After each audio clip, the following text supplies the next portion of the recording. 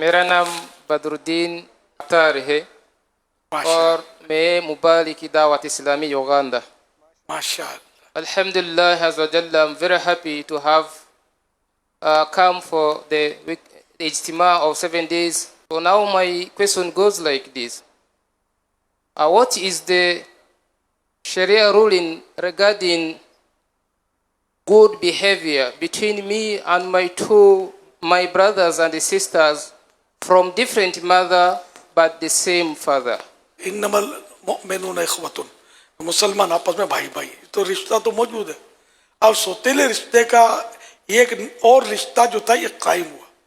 تو سوتیلے بھائی بہن میں عام طور پر شاید ہو سکتا ہے کوئی کھینچمتا نہیں رہتی ہو، یہ ہونی نہیں چاہیے. یہ اب اس کے ساتھ لفظ بھائی بہن لگ گیا نا آپ کا. شریعت کے جو تقاضے اس کے مطابق ان کے ساتھ بھی حسن سلوک کرنا اور کرنا ہے. باپ کی طرف سے کوئی بچہ ہے، کوئی بچہ ماں کی طرف سے، اور یہ آپس میں لڑیں گے تو نہ ماں کو سکون ملے گا نہ باپ کو سکون ملے گا. ماں باپ یہی چاہیں گے کہ دونوں آپس میں لڑیں نہیں اور پیار محبت کے ساتھ ایک دوسرے کے ساتھ کوآپریٹیو رہیں اور زندگی گزاریں.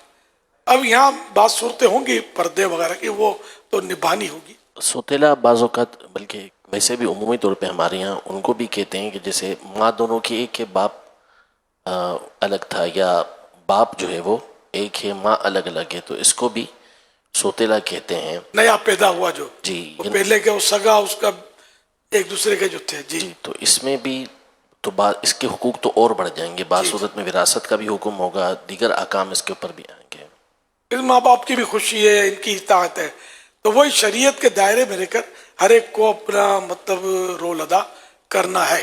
جو آپ ہمیشہ ایک ترغیب ارشاد فرماتے ہیں جو بچوں کے لیے کہ اگر والدہ کا انتقال ہو جائے تو اپنے والد کی شادی کے طرف جائیں، اور والد کا انتقال ہو جائے تو اپنی ماں کی شادی کی طرف اولاد کو جانا چاہیے.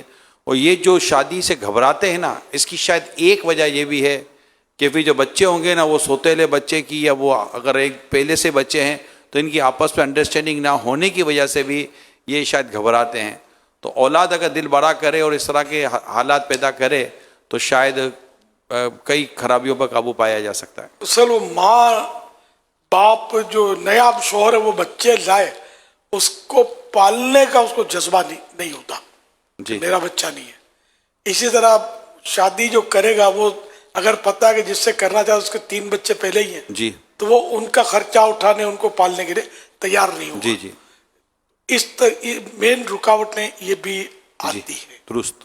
پھر بعد میں دوسری بعض اوقات صورتیں بھی ہوتی ہیں، لیکن یہ مین میں نے نوٹ کیا کہ یہ رکاوٹیں ہوتی ہیں. تو یہ پسند کریں گے کسی کے پاس کوئی بچہ نہ ہو.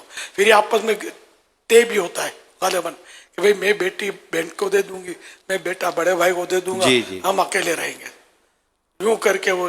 لیکن اب یہ تو تھوک کا ساندہ ہے، نہ شریعت اس پہ مجبور کرے گی ان کو کہ اپنے بیٹے کو مت لو نہ اپنی بیٹی کو مت لو. تو ظاہر آج نہیں تو کل وہ لے ہی لیں گے، پھر جو ہونا ہوگا ہوگا.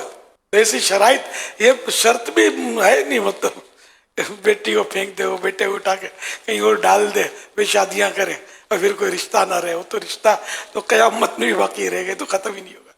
اولاد کا رشتہ جو ہے ان کے حقوق بھی رہیں گے.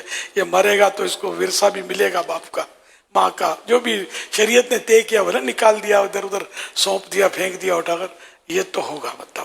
اور یوں بھی ڈرتے ہوں گے مالدار آدمی جو ہے وہ اس کے اولاد جو ہے وہ نہیں کرنے دیتی ہوگی کہ باپ تو اب پتہ نہیں کب تک رہے گا، یہ جتنا کمایا نہیں آئے گی رونے جائے گی. تو یوں بھی ڈرتے ہوں گے سوتیلی سے. پھر سوتیلی ماں ظلم کرتی ہے تو یہ بھی سوتیلا باپ ظلم کرتا ہے. یہ بھی معاشرے میں ایسا بھی کچھ ہے رجحان، تو اب بھی ہوگا ظاہر ہے. تو حالانکہ یہ بھی ضروری نہیں ہے، کوئی ضروری نہیں ہے. بعض اوقات سگے ماں باپ اولاد سے ایسا سلوک کرتے ہیں کہ جلات کو شرما دیں، اور بعض اوقات سوتیلے ماں باپ ایسا پیار دیتے ہوں گے کہ دنیا دیکھتی رہ جائے. تو یہ کوئی طے نہیں ہے مطلب کہ سوتیلا معاذ اللہ ظلم کرے گا ہی کرے گا.